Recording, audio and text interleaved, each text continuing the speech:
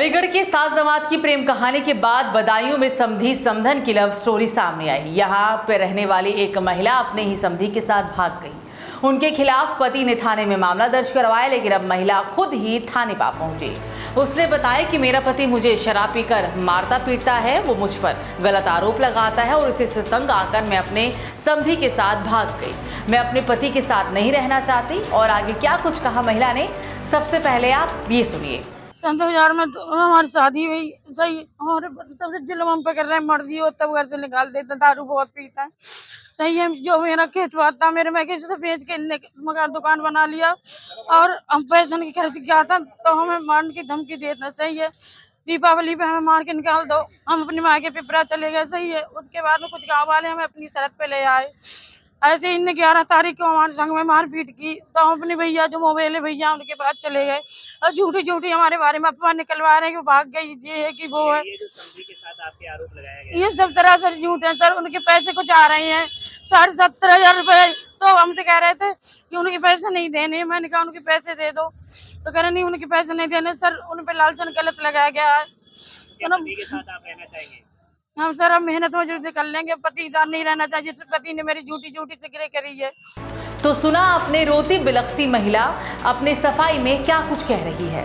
एक तरफ जहां महिला अपने ऊपर लगाए गए सारे आरोपों को खारिज कर रही है, तो वहीं दूसरी तरफ युवक के पत्नी ने अपने पति और महिला के बीच चल रही प्रेम कहानी को सच करार दिया है। इन तमाम बातों के बीच विमला के पति का क्या कहना था, अब आपको ये सुनाते हैं और उसके बाद आगे आपको वीडियो में बाकी की जानकारी देंगे। करते थे तो मत जाओ और बात करते थे, नहीं मानते थे। और कितने घंटे बाद घंटे 2-2 3-3 घंटे ड्यूटी जा रहे हैं, बात होती 1-1 घंटे 2-2 3-3 घंटे बाद सबूत है ये चीज का, ये फोन से बात होती थी। आपने उनके घर पे पकड़ते हुए कई बार वीडियो भी बनाया? हाँ वीडियो बना रखी है भी, वीडियो हमारे पास है। रिकॉर्डिंग कर रखी है आपने ये फोन में रिकॉर्ड? हाँ। अच्छा। जो 4-4 घंटा 2-2 3-3 घंटा 1-1 दिन में 10-10 12 बात होती, वो हमारे पास प्रूफ है।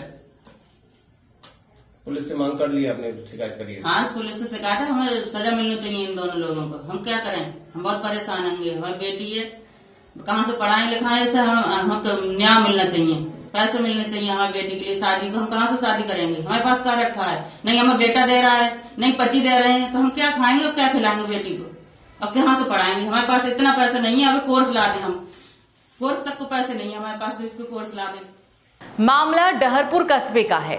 यह रहने वाली विमला नाम की महिला अपने समधी शैलेंद्र के साथ 11 अप्रैल को घर छोड़कर चली गई थी। अब शनिवार को वो अचानक दातागंज कोतवाली पहुंची और पति सुनील कुमार पर शराब पीकर मारपीट करने, शक करने और मानसिक प्रताड़ना देने का आरोप लगाया। अब महिला के पति का क्या कुछ कहना था, ये भी सुनिए आप।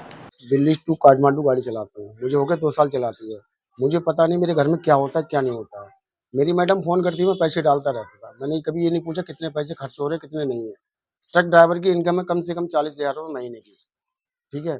उसके बाद में मेरी पीठ पीछे क्या चल रहा है क्या नहीं चल रहा है इसके बारे में जानकारी नहीं है। जब जानकारी पड़ी मैंने कहा मैं घर आके बताऊंगा, ठीक है। इससे पहले 3 बार मैं हंगामा कर चुका हूँ, 3 बार भाग चुकी है अपने समधी के साथ में। इससे पहले भी बात? इससे पहले भी मैंने फिर भी इसे रख लिया घर में। मैंने अब चलो अगली बार सुधर जाएगी, वो नहीं सुधरी। तीसरी बार ये हुआ 11 तारीख की रात में 11 बजे, जिस दिन आंधी और पानी आया था, मैं लखनऊ था, गाड़ी लेके आ रहा था। उसे पता लग गया ये आ रहा है कलेश हो घर में। समधी को फ़ोन किया, 700 रुपये वहाँ से गाड़ी करके आया। गाड़ी वाले का नंबर है, गाड़ी वाला खुद बयान करेगा। विमला ने पुलिस को बताया कि शादी के बाद से ही सुनील आए दिन शराब के नशे में मुझे मारता था। 15 साल की उम्र में मेरी जबरन उससे शादी करा दी गई थी। सुनील पहले से शादीशुदा था और शराब का आदी भी था, लेकिन ये बात हमें नहीं बताई गई थी। वो शादी के बाद से ही मुझे टॉर्चर करने लगा। कोई ऐसा दिन नहीं होता था जब वो मुझे ना मारे। समधी को लेकर कहता था कि अगर मैंने समधी का साथ दिया तो वो मुझे सबक सिखाएगा।